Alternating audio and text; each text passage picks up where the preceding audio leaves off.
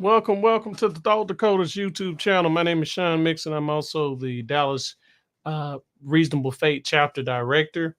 Tonight, want to come to you with a video.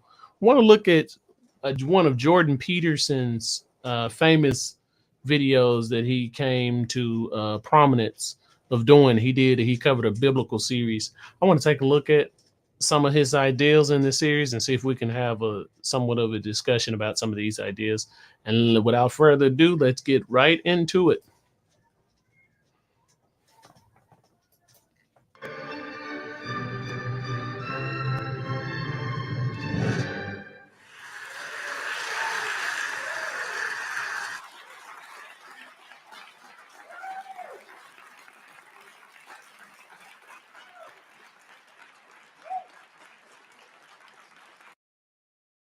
History produced the kind of mind that was then capable of transcending its dogmatic foundations than stone.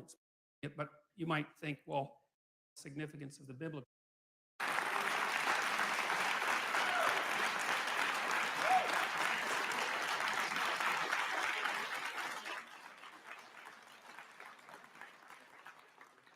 Well, thank you all very much for coming. It's really shocking to me that you don't have anything better to do on a Tuesday night. No, seriously though, it is. I mean, you know, it's very strange in some sense that. So first, guys, I just want to point out that the name of this lecture is the psychological significance of the biblical stories, the psychological significance. So just right off the bat, what I'm wanting to hear is how does he define psychological significance? Because significance is usually value to a particular individual. So what does he mean by psychological significance? There's so many of you here to listen to a sequence of lectures on the psychological significance of the biblical stories. It isn't something I've wanted to do for a long time, but it still does surprise me that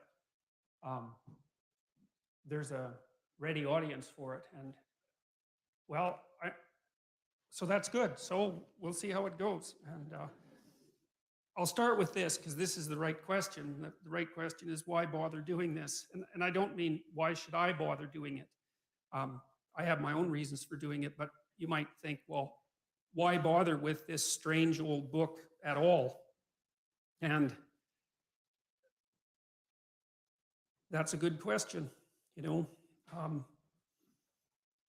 It's a contradictory document that's been cobbled together over thousands of years. It's outlasted kingdoms, many kingdoms. You know, it's really interesting that it turns out that a book is more durable than stone. It's more durable than a castle. It's more durable than an empire.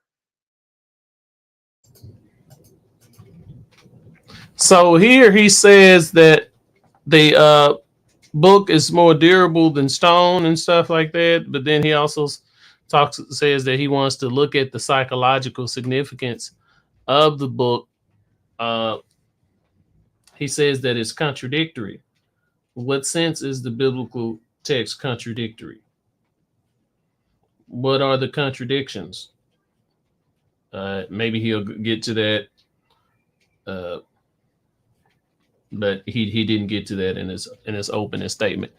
And he says that this book has lasted a long time. So basically, the book is old. The Bible is old. And since the Bible is old, that seems to give him some sense of significance, or promote or prompt some sense of significance with the Bible because it's an old book. Let's continue. And that's really interesting, you know, that something in some sense so evanescent can be so long living. So there's that's kind of a mystery. I'm approaching this whole scenario, the biblical stories, as if they're a mystery fundamentally, because they are. There's a lot we don't understand about them. We don't understand how they came about. We don't really understand how they were put together. We don't understand why they had such an unbelievable impact on civilization. We don't understand how people could have believed them. We don't understand what it means that we don't believe them now, or even what it would mean if we did believe them. And then on top of all that, there's the additional problem, which isn't specific to me, but is certainly relevant to me, that no matter how educated you are, you're not educated enough to discuss the psychological significance of the biblical stories. But I'm going to do my best, and partly because I want to learn more about them. And one of the things I've learned is that the best way to learn about something is to talk about it. And when I'm lecturing, I'm thinking, I'm not trying to tell you what I know for sure to be the case, because there's lots of things I don't know for sure to be the case. I'm trying to make sense of. So he says that he is thinking when he's lecturing. It's interesting. So he's like trying to figure some things out. Just to review, the reason he said that the Bible is interesting to study in terms of the psychological significance of the biblical stories, is because the book is very old. It's outlasted kingdoms, according to him. And I have some thunder. The Bible, we don't understand. He doesn't understand how the Bible has had its impact and how people could believe the Bible.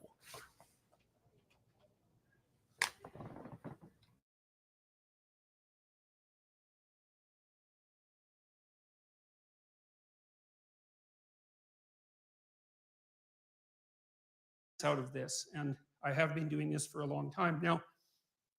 You may know, you may not, that I'm an admirer of Nietzsche. Nietzsche was a devastating critic of, I would say, dogmatic Christianity as it was instantiated in institutions, I suppose, although he's a very paradoxical thinker, because, for example, one of the things Nietzsche said was that he didn't believe that the scientific revolution would have ever got off the ground if it hadn't been for Christianity, and more specifically for Catholicism, because he believed that over the course of really 1,000 years, the European mind, so to speak, had to train itself to interpret everything that was known within a single coherent framework. Coherent if you accept the initial axioms. A single coherent framework. And so Nietzsche believed that Catholicization of the phenomena of life and of history produced the kind of mind that was then capable of transcending its dogmatic foundations and then concentrating on something else, which in this particular case happened to be the natural world. And so Nietzsche believed that in some sense Christianity died at its own hand. It had spent a very long period of time trying to attune people to the necessity of the truth, absent the corruption and all of that that's always part of any human endeavor. And then the truth, the spirit of the truth that was developed by Christianity turned on the roots of Christianity, and everyone woke up and said something like, or thought something like, well, how is it that we came to believe any of this? It's like waking up one day and noting that you really don't know why you put a Christmas tree up, but you've been doing it for a long time, and that's what people do. And there are reasons that Christmas trees came about, but what would you say, the ritual lasts long.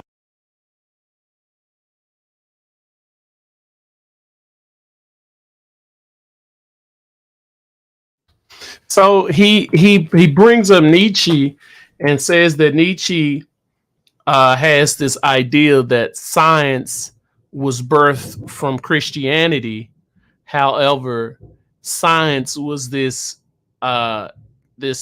method or an inquiry in finding out what truth was, and that this method or this attitude or worldview or way of being, finding just truth, discovering what truth was, separated itself from Christianity because it began to investigate Christianity itself and find out I think this is kind of where he's going. Maybe that it was some things weren't true, or uh, I don't see what the bad thing was, but he says that it killed the spirit of truth, killed Christianity.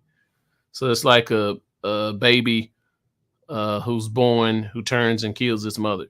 Uh, and so this is Peterson's interpretation of Nietzsche. As science being birthed from Christianity, in particular the Catholic denomination, and science later on turning on Christianity.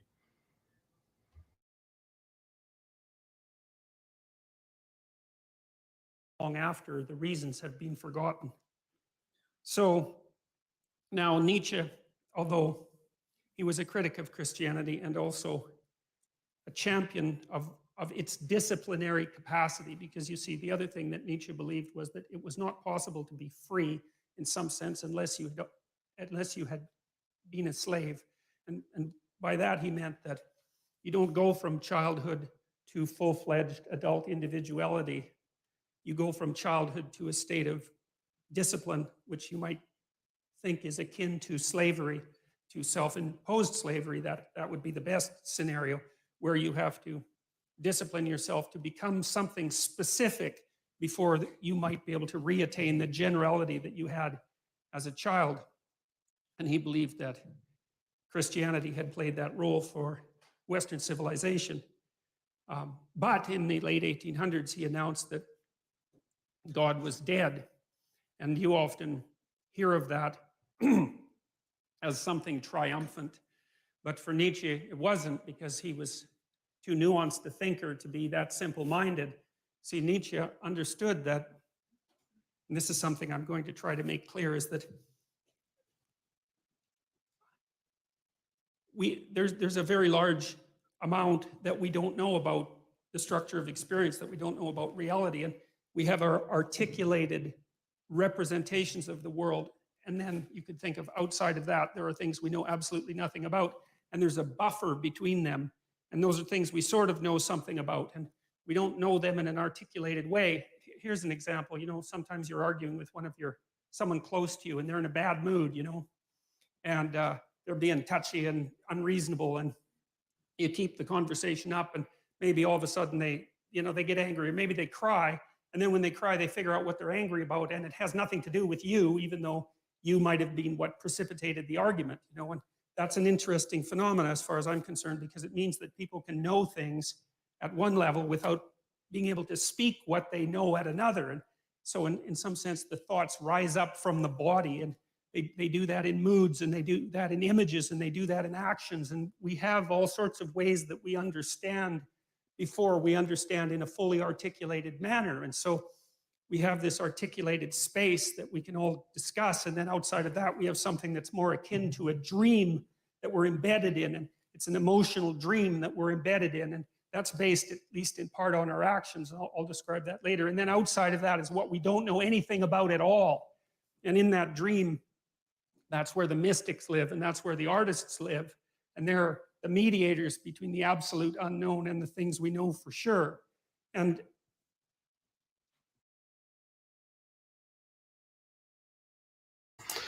I think here Dr. Peterson has gotten fuzzy. He starts to become obscure in what he's saying, but he mentions that there are some things that we have knowledge about. There are some things that we know nothing about. And he mentions that some thoughts just kind of arise in us through our actions and through our speech. Let's take a look back at that, rewind it some more and see what he means.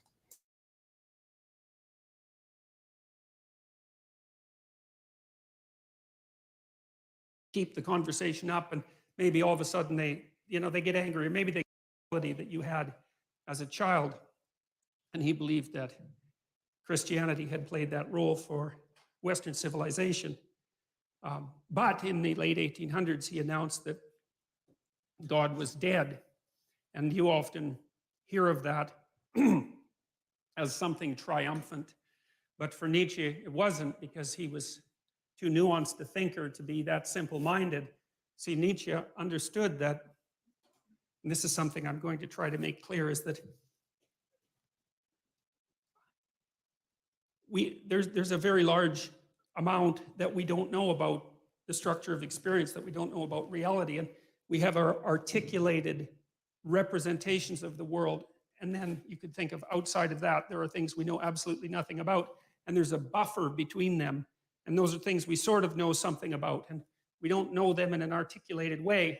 Here's an example. Sometimes you're arguing with someone close to you, and they're in a bad mood, and they're being touchy and unreasonable, and you keep the conversation up, and maybe all of a sudden they get angry, or maybe they cry, and then when they cry, they figure out what they're angry about, and it has nothing to do with you, even though you might have been what precipitated the argument, and that's an interesting phenomenon as far as I'm concerned, because it means that people can know things at one level without being able to speak what they know at another. And so in some sense, the thoughts rise up from the body, and they do that in moods, and they do that in images, and they do that in actions. And we have all sorts of ways that we understand before we understand in a fully articulated manner. And so we have this articulated space that we can all discuss. And then outside of that, we have something that's more akin to a dream that we're embedded in. And it's an emotional dream that we're embedded in. And that's based, at least in part, on our actions. And I'll describe that later. And then outside of that is what we don't know anything about at all.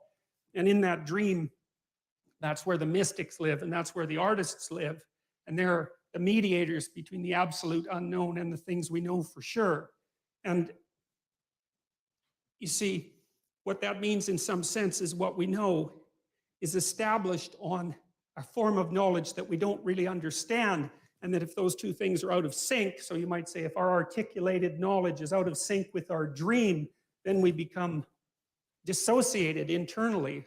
We think things we don't act out, and we act out things we don't dream, and that produces a kind of sickness of the spirit. And that sickness of the spirit, its cure is something like an integrated system of belief and representation.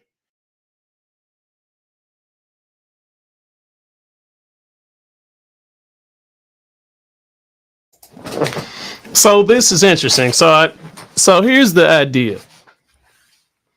We have knowledge of the world that we can articulate, we can represent. Since he's a scientist, I think he's going to say that we can represent this knowledge of the world with models, scientific models, or just a worldview, a theory, just a way of explaining our experience of life. But then we have things that we don't know anything about. So on this side, we have our knowledge of the world. On this side, we have things, I'm trying to get on my camera, things we don't know anything about. And in the middle right here, it's a dream-like world. And sometimes he's saying that sometimes you can know things without knowing them. You can be mad about something, go off on one person because you were mad about a different event, but not realize it while you're going off on that person.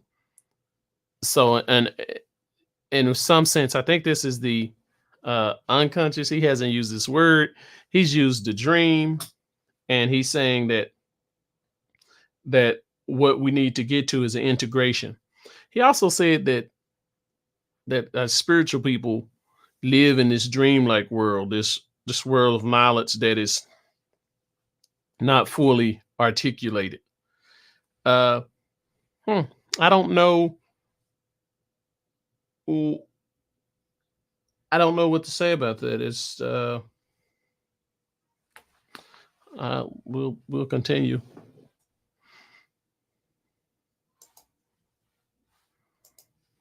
And then people turn to things like ideologies, which I regard as parasites on an underlying religious substructure, to try to organize their thinking, and then that's a catastrophe.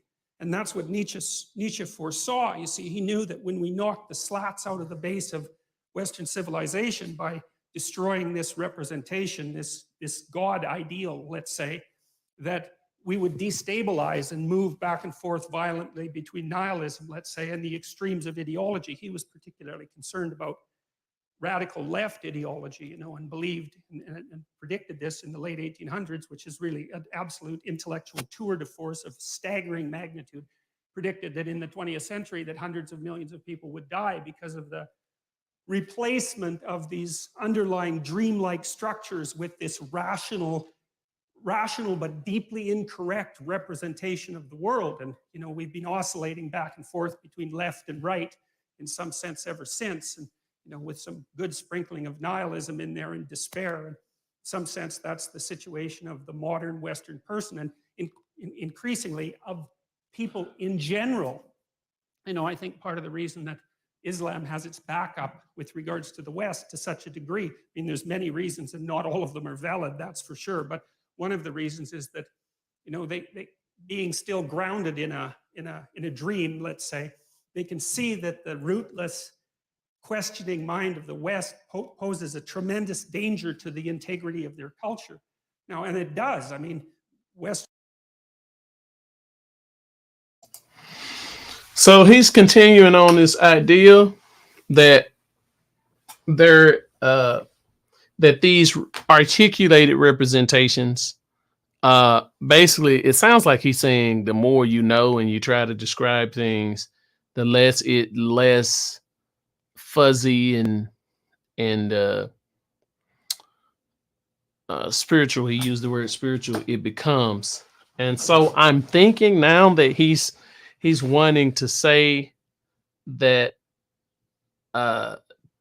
he's. It seems like he's making a dichotomy between faith and reason. It seems like these articulated structures would be articulated through and represented through reason and conscious, intentional thinking and reflection. However, this, like he's saying, you know things but don't know how you know them. The spiritualist component would not be brought about through reason.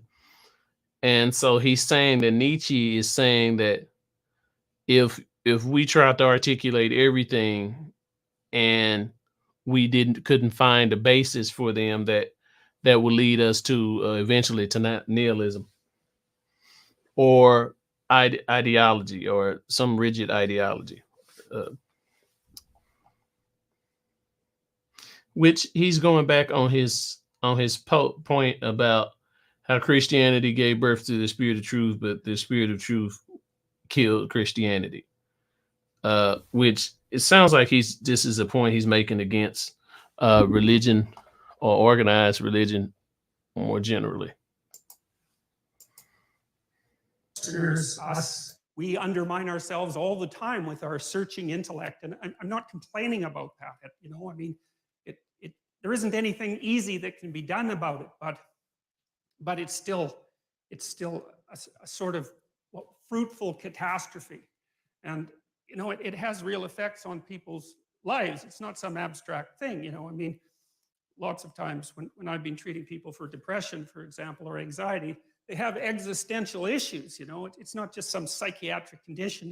It's not just that they're tapped off of normal because their brain chemistry is faulty, although, you know, sometimes that happens to be the case. It's that they are overwhelmed by the suffering and complexity of their life, and they're not sure why it's reasonable to continue with it. You know, they can feel the terrible negative meanings of life, but are skeptical beyond belief about any of the positive meanings. I had one client who was a very brilliant artist, and as long as he didn't think, he was fine, you know, because he'd go and create, and he was really good at being an artist. He just, you know, he had that personality that was continually creative and quite brilliant, although he was self-denigrating. But as soon as he started to think about what he was doing, then, you know, it's like a drill or a saw or something like that. He'd saw the branch off that he was sitting on, because he'd start to criticize what he was doing, even the utility of it, even though it was sort of self-evidently useful. And then it would be very, very hard for him to even motivate himself to create. And he always struck me as a good example of the consequences of having your rational intellect divorced in some way from your being, divorced enough so that it actually questions the utility of your being. And it's not a good thing. it's not a good. So he's continuing on this theme, and it appears that he's making a dichotomy. He's bringing reason versus being is what he's saying, or just uh, it seems like the way of being is being unreflective, because reason is a part of being, because you're being when you're thinking as well. So I guess this is somewhat of a critique that uh, that really just came to me once I reflected on it. It's an oppositional analysis being between being intuitive or creative. Creativity is another one, because he's talking about the artist. He's talking about how the artist is so good when he's not thinking about it, but once he begins to think, he cuts off the branch he's sitting on. So whatever he's using to create, thinking destroys that, or it gets rid of it. I think it just puts him in a different mode. That's how I would say it. I don't see him as being opposed to being itself, as Jordan Peterson is saying. So this may be his way of attacking empiricism. The emphasis on uh, knowledge is only of what can be demonstrated through the senses, or some type of form of scientism, which says knowledge is what is gained or learned through the sciences. Uh, so maybe this is his way of undermining it by saying that there's a way of being in human beings that is documented historically within the scripture, and it shows that there's a way of being that is rooted in this creativity of human nature, and that to emphasize the thinking over the other is to cut off a part of what makes us human. So I don't know if that's the argument he's making, but I can. Seems like it's he could be. Uh,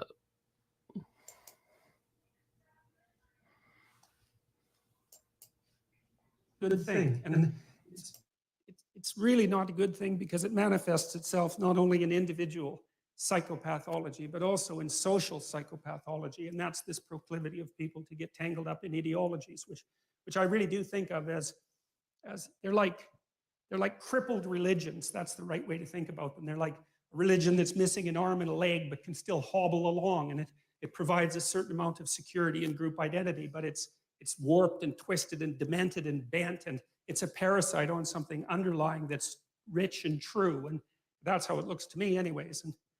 And so I think it's very important that we sort out this problem.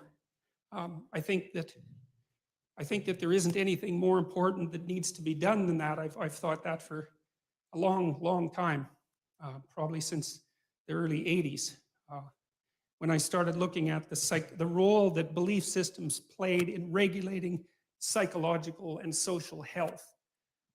Because you can tell that they do that because of how upset people get if you challenge their belief systems. It's like, why the hell do they care exactly? What difference does it make if all of your ideological axioms are 100% correct? Like, people get unbelievably upset when you poke them in the axioms, so to speak. And it is not by any stretch of the imagination obvious why.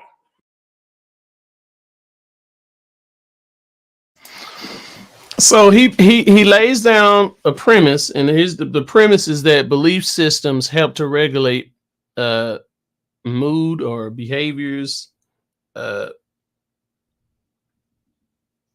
so that your beliefs, you take the collection of beliefs that you have, they help to regulate your mood.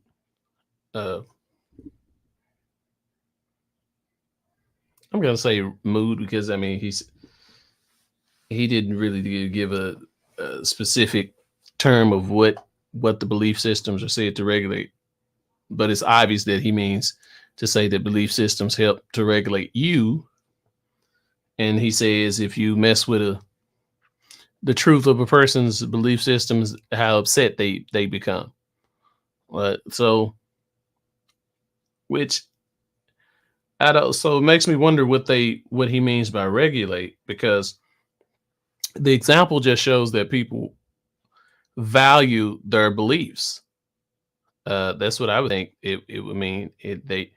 They value their beliefs, and if they can't defend them intellectually, they become upset and aggressive to kind of back you up and get you away.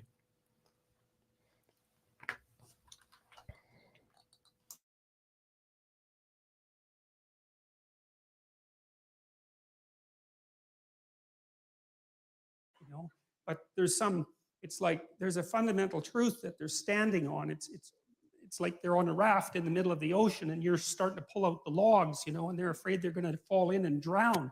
It's like, drowning what? And what are the logs protecting them from? And why are they so afraid to move beyond the confines of the ideological system? And these are not obvious things. So I've been trying to puzzle that out for a very long time, and I've done some lectures about that are on YouTube. Most of you know that. And some of what I'm going to talk about in this series, you'll have heard if you've listened to the YouTube videos. But, I'm trying to hit it from different angles. And so Nietzsche's idea was that human beings were going to have to create their own values, essentially. Now, he understood that we had bodies and that we had motivations and emotions. Like, he was a romantic thinker in some sense, but way ahead of his time, because he knew that our capacity to think wasn't some free-floating soul, but was embedded in our physiology, constrained by our emotions, shaped by our motivations, shaped by our body. He understood that, but he still believed that the only possible way out of the problem would be for human beings themselves to become something. I think this is interesting, the point he just made. He said that Nietzsche understood that we weren't just like a free floating soul inside of a body, but that the soul, if you will, was integrated throughout the body. It was influenced by the body, or some type of causal effect, which I guess I can see why he would put it that way, but it does seem to be somewhat of a caricature to talk about a view of the soul as being, the body and soul as being separate entities, to say that it's just like for floating in the body, because floating is a physical idea itself. So it seems like he's mixing up his ideas.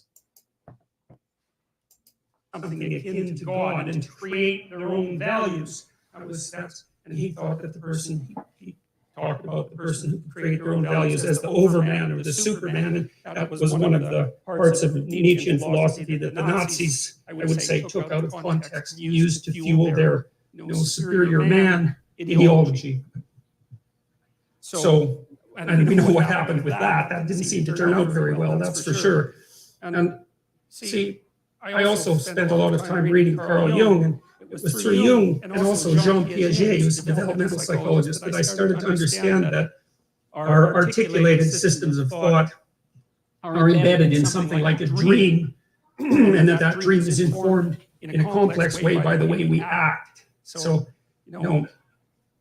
we act out things we don't understand all the time. And if that wasn't the case, then we wouldn't need a psychology or a sociology and anthropology or any of that, because we would be completely transparent to ourselves. And we're clearly not. So we're much more complicated than we understand, which means that the way that we behave contains way more information than we know. And part of the dream that surrounds our articulated knowledge is being extracted as a consequence of us watching each other behave and telling stories about it for thousands and thousands and thousands of years, extracting out patterns of behavior that characterize humanity and trying to represent them partly through imitation, but also through drama and mythology and literature and art and all of that, to represent what we're like so that we can understand what we're like. And that process of understanding is what I see unfolding, at least in part, in the biblical stories. And it's halting and partial and awkward and contradictory and all of that, which is one of the things that makes the book so complex. But I see in it the struggle of humanity to rise above its animal forebears say, and to become conscious of what it means to be human. And that's a very difficult thing because we don't know who we are or what we are.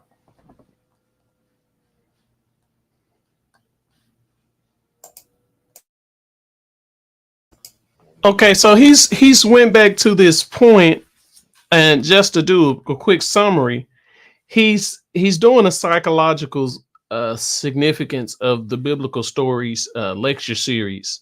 He wants to find out what is what's the point of doing such a project with the Bible. And he says that the Bible is old, the Bible has outlasted kingdoms and civilizations and governments, so that it why has it lasted so long? Why does it have the impact that it has? And why do people believe it? And how could people believe it is what was his exact wording. He brings in Friedrich Nietzsche, uh, who makes the claim that Christianity gave birth to science and that science later on killed Christianity. So science killed his mother. Uh, some things we have. Then he says Nietzsche was trying to articulate this idea that it's the systematic thinking, the rigorous and explicit thinking, and the the the catechisms of the Catholic Church, the systematic theology, where they lined up propositions and things like that, having that approach, which gave birth to science, this systematic approach to inquiry. But this same systematic approach to inquiry uh, turned on religion itself, or the Christian faith itself, and that what and then that system, moving from the spirit to what he calls the spirit, which I think he just means the creativity and inspiration, to using thinking to kind of put some structure on creativity, uh, led to the destruction of the creativity.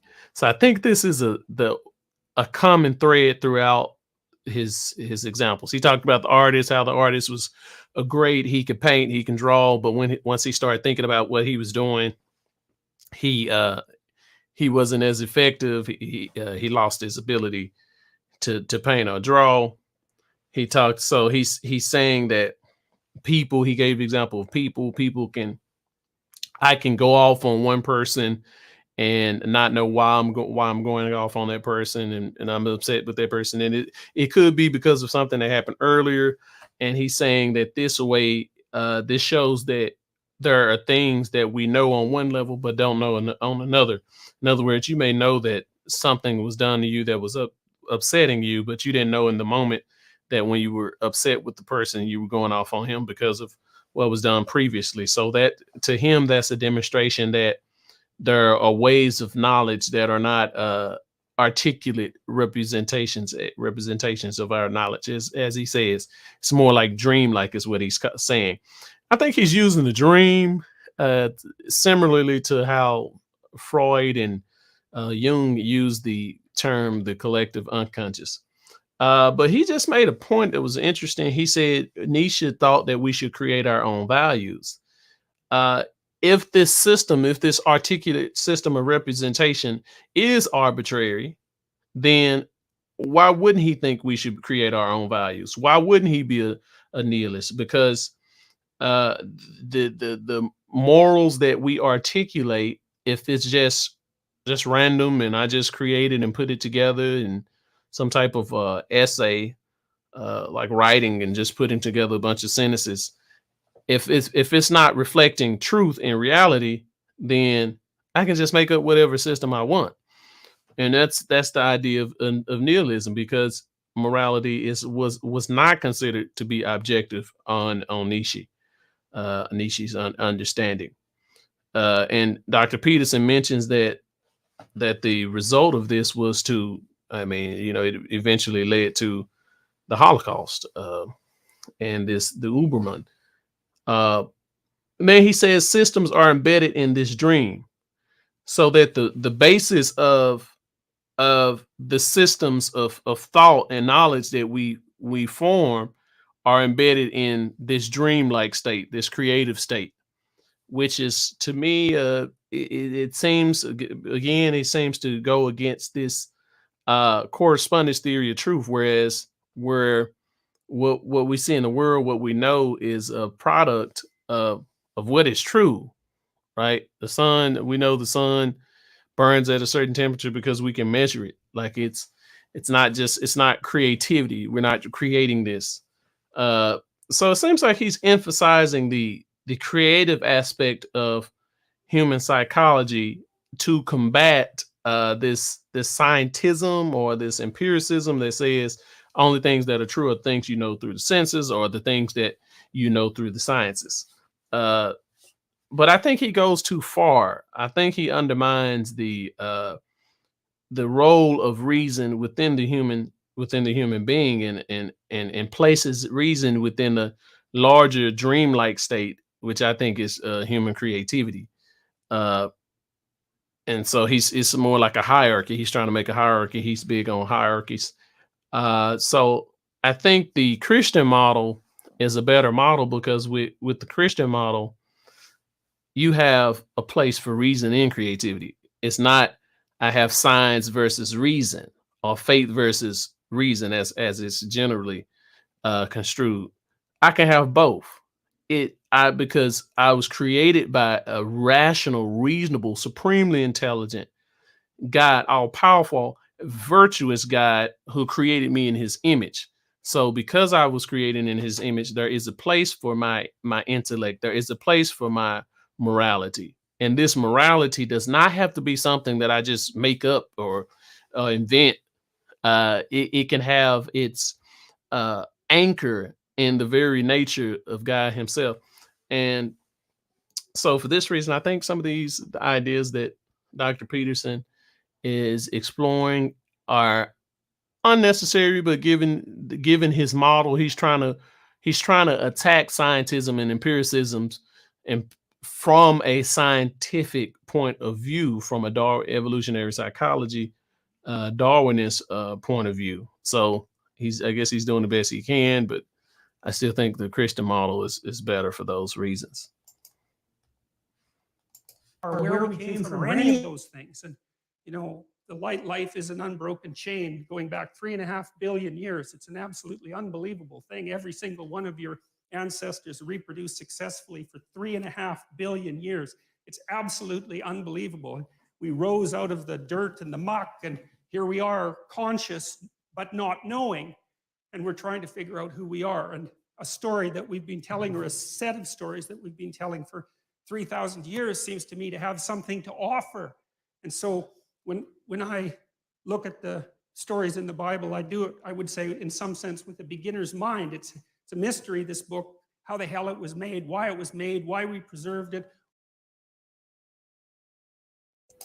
Okay, so now we're getting up to what this entire video was about. Really, I just wanted to do a clip on his method, but I couldn't find the video, so I couldn't find the section. So I was like, why not just play it all until we get to the point? So now Dr. Peterson is going to give us his method for investigating biblical texts. Many people are raving about Jordan Peterson, especially many conservatives or many pro male people. I don't know how else to say it. Anti toxic masculinity or yeah. So many people, or Jordan Peterson is resonating with a lot of males across black, white, Latino, Hispanic, Asian, whatever race or an ethnicity you can think of. Jordan Peterson is connecting. So, but he's big on his biblical lecture series. This is something that many people were like, oh wow, have you heard Jordan Peterson talk about the Bible and scripture? So, and when he reads the Bible or gives these insights or interpretations, they're kind of they're uh they're unique. They're novel. They're novel. They're novel because he seems to read the Bible in a way that's not, that many people admittedly say that they've never heard the Bible interpreted in that way or provided with that significance, that perspective. And so he's going to explain what he does. So he's saying that I love his last point. He says that, and this is so interesting to me. He says that we want to represent what we're like to understand what we're like.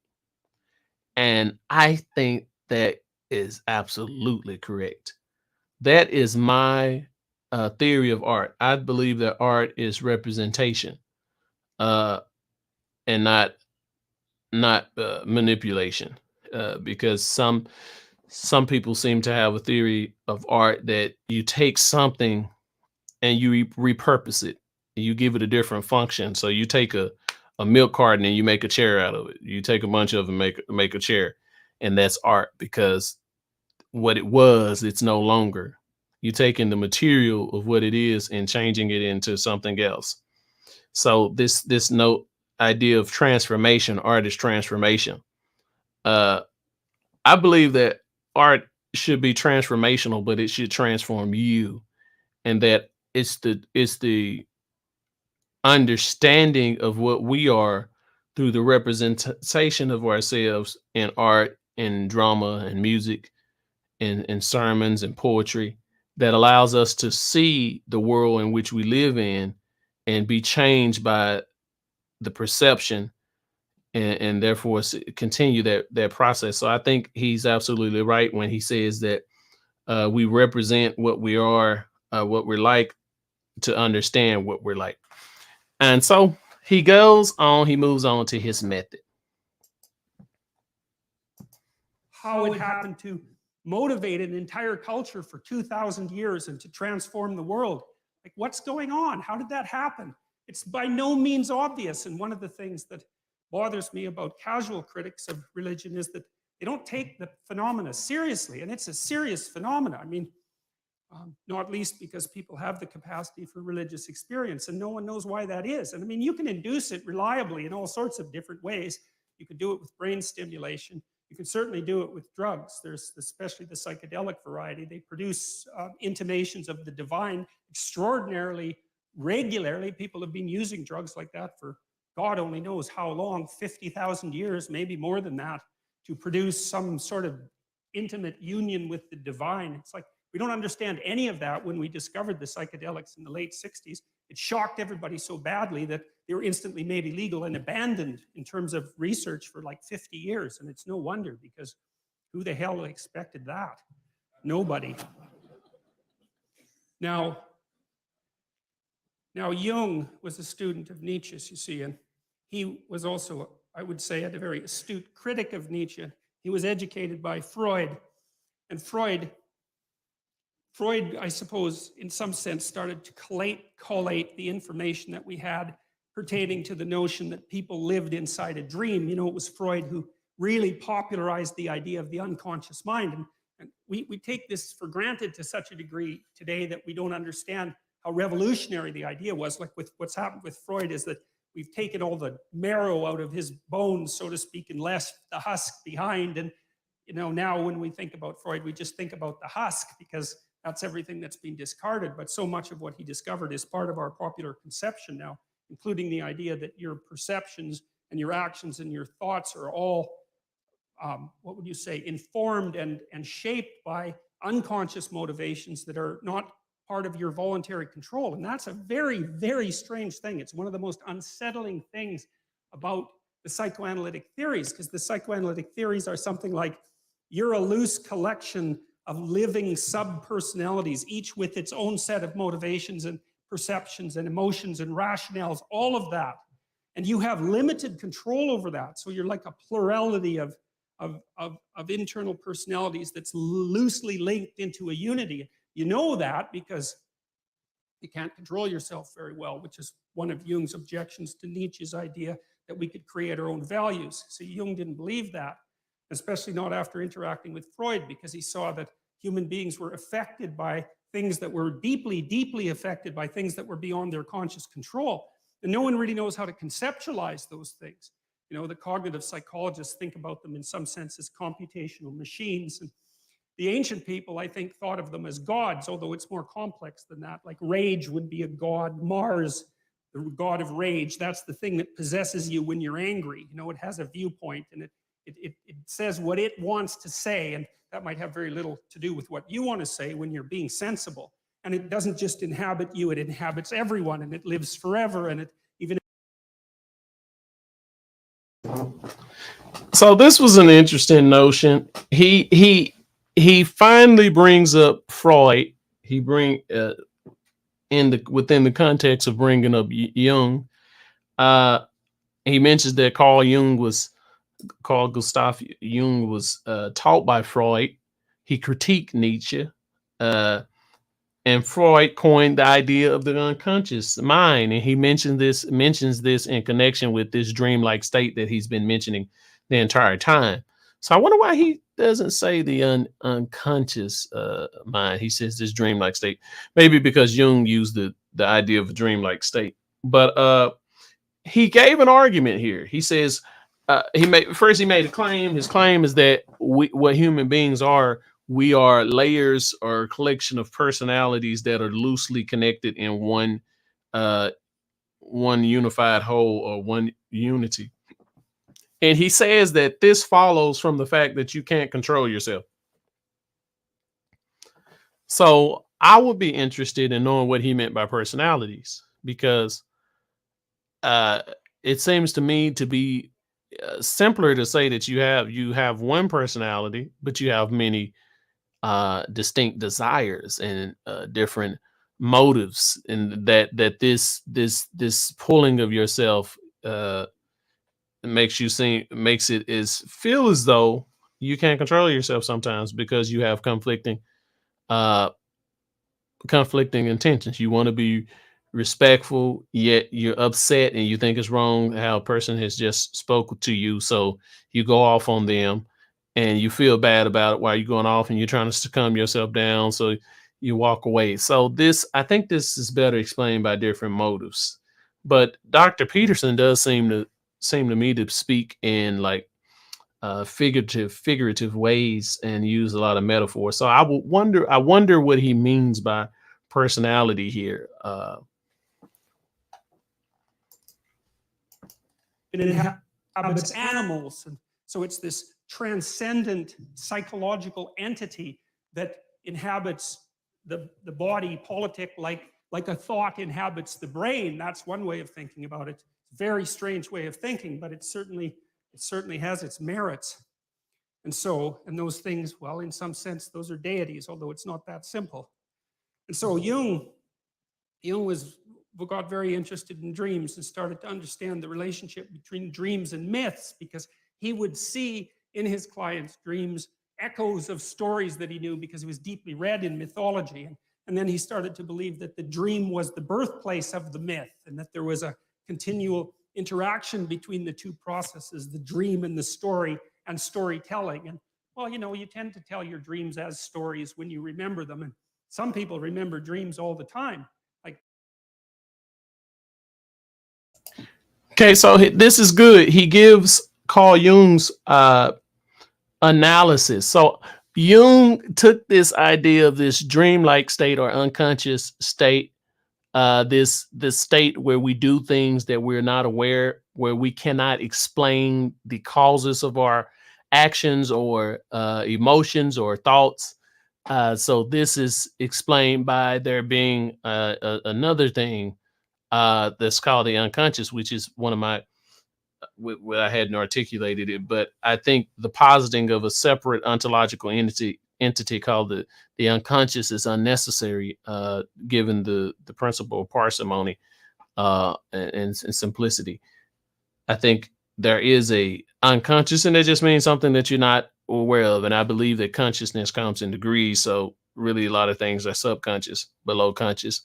And I think this is maybe a better model for explaining why we do things that we're not aware of, because once upon reflection, a lot of times, and through conversation with psychologists and a counselor, you are able to kind of come to an understanding of why you may have done something, and you might, oh yeah, That's right. When I think about it, I think about A, B, C, and D. But at the time, I didn't think about A, B, C, and D. But once I reflect on it, I'm able to analyze my own self in terms of my own uh, actions, thoughts, and feelings. So, but he did say that Jung uh, found out that was studying mythology that many of his patients or clients would bring up some of the symbols that he found in mythology, and he concluded that the he concluded that the dream was the cause of the mythology. Now this is terrible. This is terrible reasoning because it's it's a causal fallacy. You don't move from correlation to causation. What he noticed was, here's a correlation. I see this because why weren't the myths creating the dreamlike state? Why not put the causal arrow in that direction? He put it in one way, and so I think that's a causal error because two things are correlated because X and Y occur at the same time or have some similarities. It doesn't follow that X causes Y or that Y causes X. You know, when I turn on the light, if I press a button and the light comes on every time I press a button, maybe someone is watching me and they're trying to trick me, or maybe the button is connected to the light, or maybe it's not. The point is, it doesn't necessarily follow that there is a causal relation between two events that occur simultaneously. And Dr. Peterson just explained Carl Jung's reasoning in terms of a causal fallacy.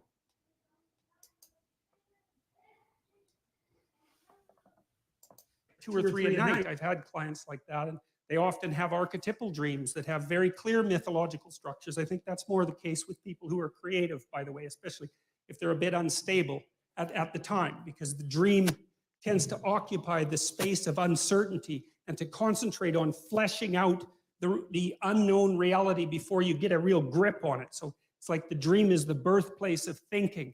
That's a good way of thinking about it. And so, because it's the birthplace of thinking, it's not that clear. It's doing its best to formulate something. That was Jung's notion, as opposed to Freud, who believed that there were sensors, internal sensors, that were hiding the dream's true message. That's not what Jung believed. He believed the dream was doing its best to express a reality that was still outside of fully articulated conscious comprehension. It was, because you think, look, a thought appears in your head, right? That's obvious. Bang, it's nothing you ever ask about. But what the hell does that mean? A thought appears in your head. What kind of ridiculous explanation is that? You know, it just doesn't help with anything. Where does it come from? Well, nowhere. It just appears in my head. Okay, well, that's not a very sophisticated explanation, as it turns out, you know? And so you might think that those thoughts that you think, well, where do they come from? Well, they're often someone else's thoughts, right? Someone long dead, that might be part of it, just like the words you use to think are utterances of people who've been long dead. And so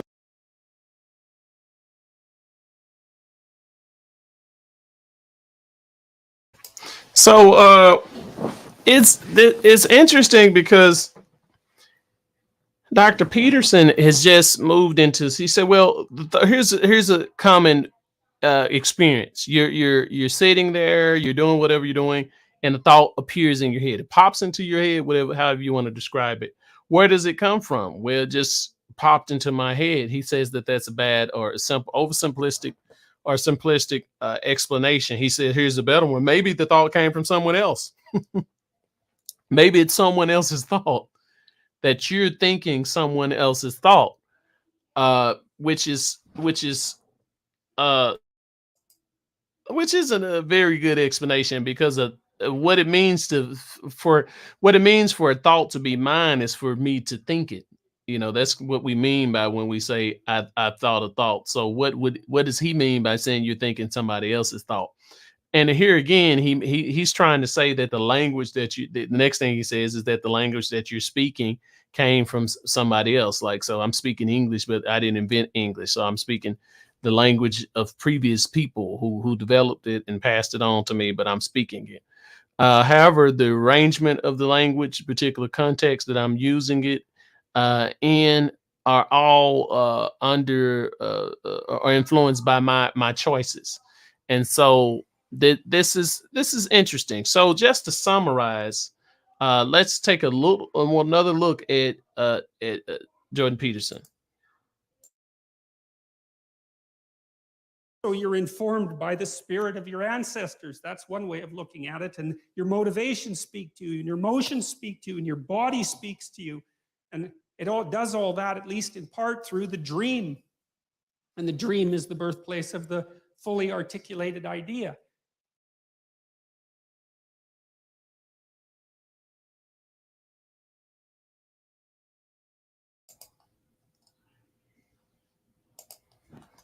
So he says here that the dream is the birthplace of the fully articulated idea. So what he wants to say is that, so he's going to read scripture. I mean, I'm just based off what he's saying. I have a pretty strong idea of where he's going. So the psychological significance of how he's going to read scripture is trying to see what are these myths that come from the dreamlike state or the unconscious state that humans have within them, where they do things that they cannot explain, when they cannot explain their thoughts, their feelings, their behavior. That comes from a dreamlike state, or like he said, these layers of personality that are all tied together. Then he mentions later on that the thought, whose thought is that, when it just pops in your head? Well, it's not your thought, maybe it's someone else's. Seems to be a reference to what Jung called the collective unconscious. It's a collective because it's more than one individual. It's a group of individuals, their experiences, etc., so on and so on. Which I can see how he can probably try to tie this to evolution and say, well, we've been evolved from thousands and thousands of different human beings and animals and different other species. So we have their thoughts within us as well. I think that's where he's going with this, and that's how he's going to read the scripture. I didn't get to the part where he fully articulated his method. Maybe we'll do a part 2. But that's all, folks. I hope you enjoy this. Thanks for watching. Thanks for being with me here. And until next time, this has been the Thought Decoder. Remember to think better. Is it off yet?